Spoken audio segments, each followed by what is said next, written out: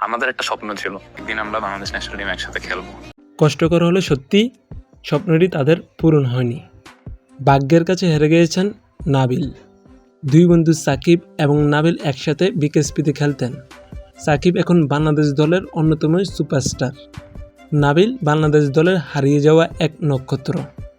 সাকিব নিজেকে প্রমাণ করে যাচ্ছেন, আর নাবিল বাংলাদেশের বিশ্বকাপ জয়ী খেলোয়াড়।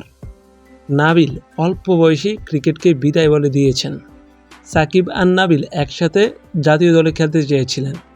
নাবিল করতে চেয়েছিলেন অধিনায়কত্ব। নাবিলের অধিনায়কত্বে খেলবেন সাকিব, এটাই ছিল তাদের স্বপ্ন। নাবিলের এক পডকাস্টে এটি তুলে ধরেছেন তারা। সাকিব ধীরে ধীরে বাংলাদেশ দলের অপরিহার্য অংশ হয়ে উঠেছে।